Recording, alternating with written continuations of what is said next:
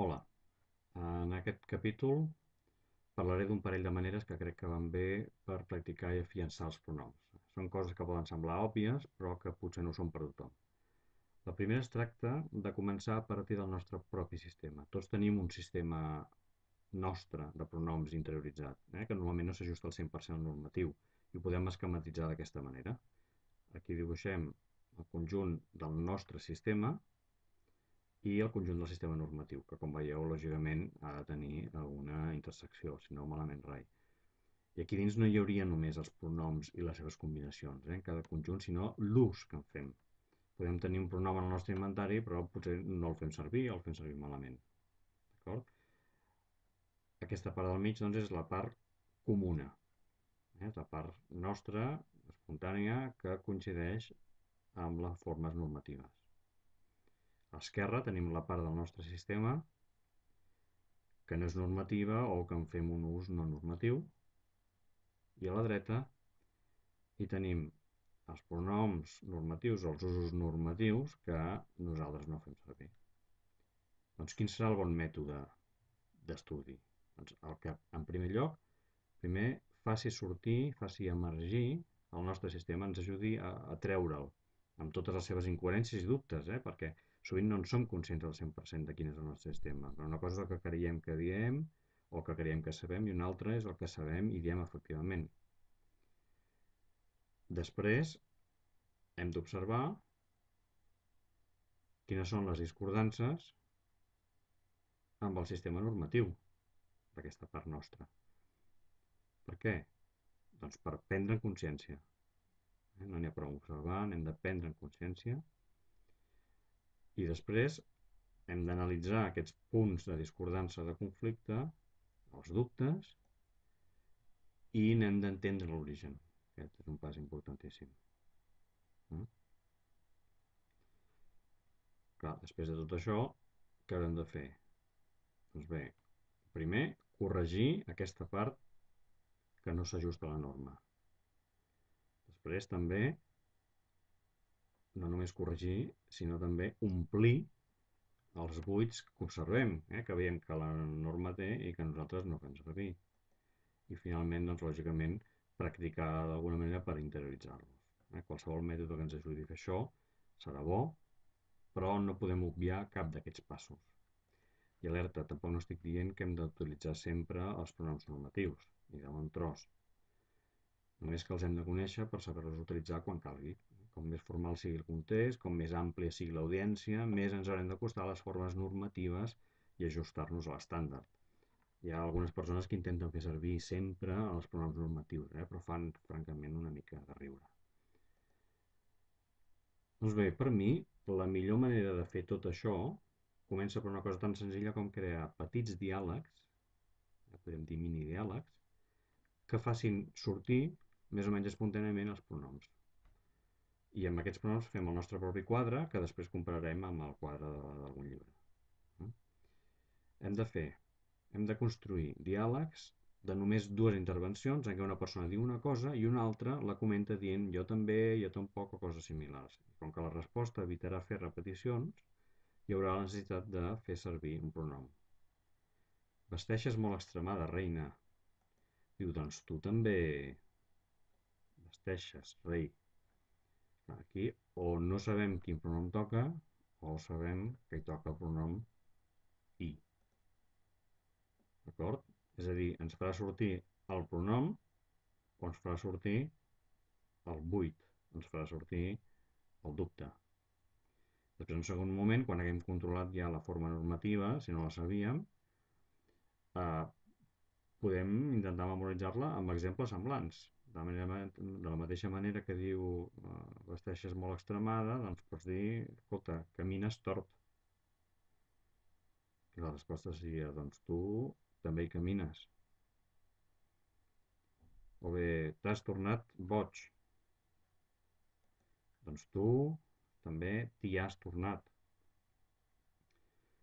Veieu que el fet de teatralitzar i dir les coses en veu alta, sobretot és important dir-ho en veu alta, ajuda a connectar amb el llenguatge real i ajuda a la memorització.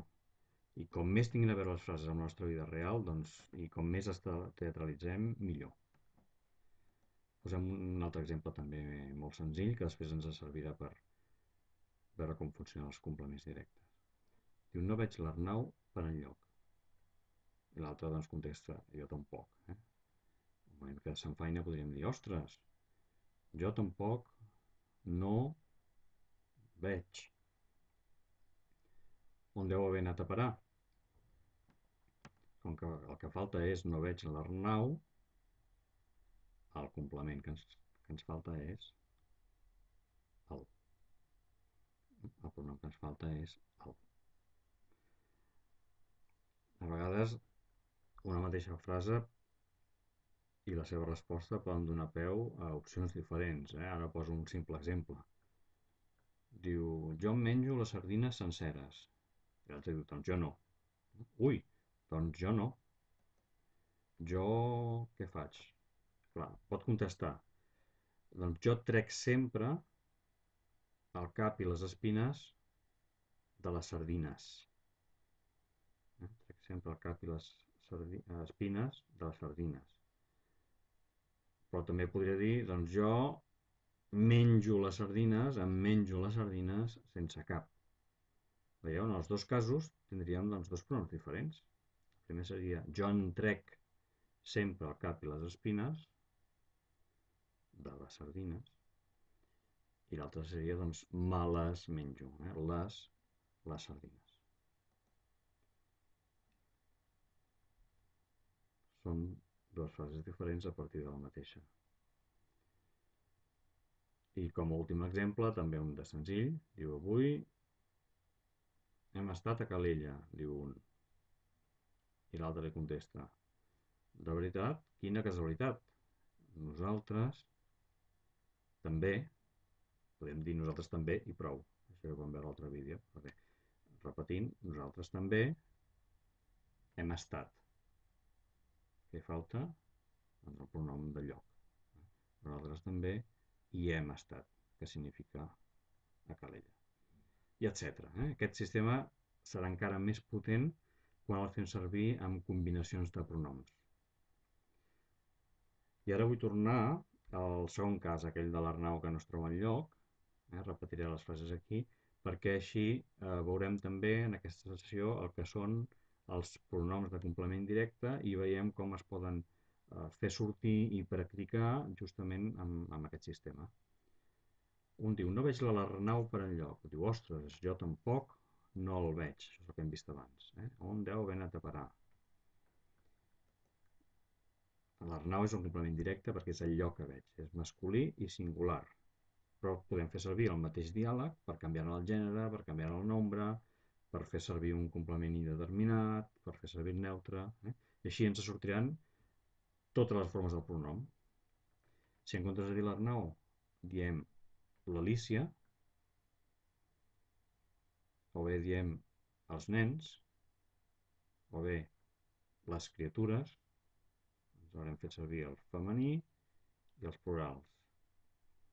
També podem fer servir l'indeterminat, en aquest cas amb quantificador, cap criatura, i un neutre, un equivalent a això. Per exemple, el que m'has dit.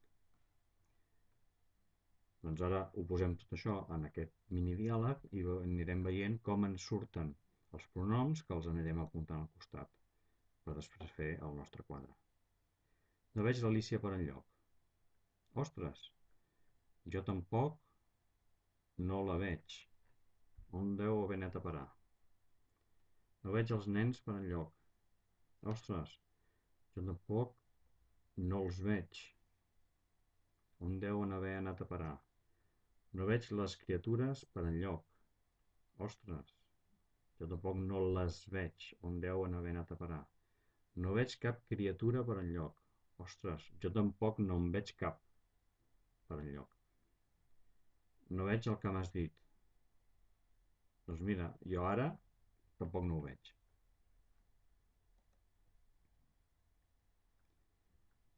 Molt bé. Veieu, doncs, que els tres primers més el que hi havia abans són aquells, els pronoms de complement directe determinat, que tenen un article, un determinant, l'Alícia, aquesta nena, etc. Després tenim l'indeterminat, en aquest cas un quantificador, que l'hem de repetir, com sabeu bé, i després el neutre. Si recordeu, a la vídeo anterior, que era pronoms febles 3, vam veure els 4 contextos en què es pot presentar un pronom feble. Doncs ara també és el moment de practicar-los, perquè així tindrem tota la col·lecció dels pronoms de complement directe en tots els contextos. El que hem fet abans era abans del verb que començava en consonant, perquè era veig, el verb veure. Doncs ara crearem altres 3 contextos. El primer també, abans del verb, però que un verb comenci amb vocal. Doncs simplement modifiquem una mica de la frase, en comptes de dir no veig l'Arnau, diem no he vist l'Arnau per enlloc. I per tant, amb l'auxiliar e ja ens surt un verb amb vocal. Diu, ostres, jo tampoc no l'he vist. Per tant, tenim el pronom L apòstrof. I ara anem cap a l'Alícia, a veure si la trobem. No he vist l'Alícia per enlloc, jo tampoc no l'he vista, els nens no els he vistos, les criatures no les he vistes, no he vist cap criatura per enlloc, jo tampoc no n'he vist cap, per tant, N, apòstrof, i jo tampoc no he vist això, a tot el que m'has dit, jo tampoc no ho he vist. Ja tenim doncs la sèrie de pronom en el segon context. Anem cap al tercer. El tercer seria després del verb acabat en vocal. Clar, i aquí hem de variar la frase per trobar un context que més o menys vagi bé. Tot i que pot ser que en una de les 6 frases, o 7, no vagi bé. A vegades s'ha de variar més d'una vegada. Hem de ser flexibles amb això. Per exemple, aquí posem l'Arnau s'acosta massa a la vora. Imaginem que és a la vora d'un llac o d'un precipici. Diu, home, doncs agafa'l que no caigui. Tenim el agafa, l'imperatiu, i el pronom al darrere, que acaba en vocal, apostrofat. Seria agafa'l. I si en comptes de l'Arnau fos l'Alícia, doncs, si no voleu que caigui, doncs agafa-la. Els nens agafa'ls, les nenes agafa-les, de nens podríem dir, no sé, agafen uns quants, i això, agafa-ho. Molt bé, tenim ara, després del verb, el quart context, un verb que acabi en consonant. Doncs en comptes de tu, agafa, el que podem fer-ho és posar un plural i dir agafeu. I aquí tenim doncs, ja el diftong, que equival, com sabeu, a una consonant. L'Arnau s'acosta massa a la vora, doncs agafeu-lo. Ja tenim el primer pronom, que no caigui. L'Alícia serà agafeu-la. Els nens serà agafeu-los. Les criatures, agafeu-les. De nens, agafeu-ne uns quants. I això, agafeu. Heu vist doncs que ens han sortit tots els nostres pronoms, les 4 sèries. I ara, doncs, les marquem, les posem dins d'un quadre i les comparem amb les formes que trobem doncs, en qualsevol llibre de català que tingui els pronoms de complement directe. És bastant simple aquest exemple, però està bé perquè surten una varietat de pronoms.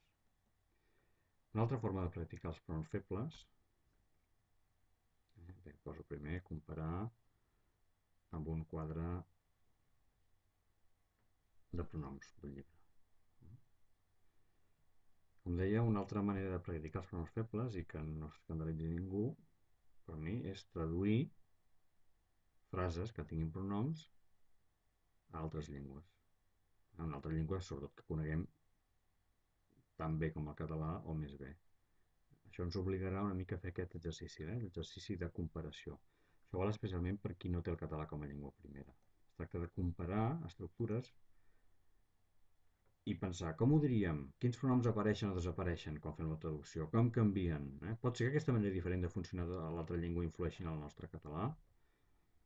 Hi ha gent que té el tabú de traduir quan estudia una llengua, perquè li sembla que així s'embolica més o perquè diu que vol construir la llengua que està estudiant de manera autònoma, sense traduccions, sense comparar. Però jo crec que, si bé els nens petits sí que poden aprendre sistemes lingüístics complexos de manera intuïtiva, els adults necessitem altres eines, necessitem intel·lectualitzar l'aprenentatge, necessitem reflexionar sobre la llengua, i en això la traducció és ideal. Penseu que si la majoria dels errors que cometem quan aprenem d'adults una altra llengua provenen d'aplicar analogies amb la nostra primera llengua, les anomenades interferències, per què no les hem de fer explícites? Per què no hem de fer explícits els contrastos? Entendre l'origen dels errors és essencial per poder corregir-los. Si no, ens sopegarem sempre amb la mateixa pedra. Bé, ara, per exemple, us poso un conjunt de frases, intenteu traduir-les a una altra llengua, si us sembla bé, si no, no. Però el que és important és fer-ho tan literalment com sigui possible. No val a canviar perquè si no el joc no val. Fixeu-vos quins pronoms canvien, si hi ha algú que desapareix, que apareix, etc. Diu, per exemple, ni se'l posa ell ni li posa el seu fill. El tercer blau. A la platja no hi vaig mai sense el parasol. M'han dit que mengi sense sal i hauré d'acostumar-m'hi.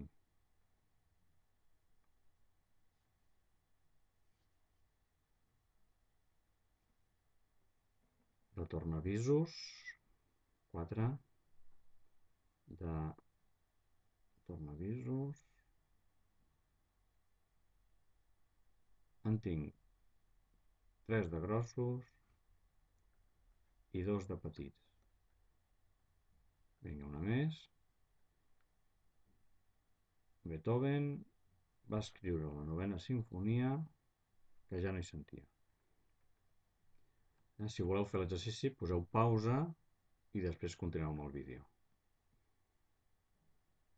Feu les traduccions, poseu pausa i continueu després.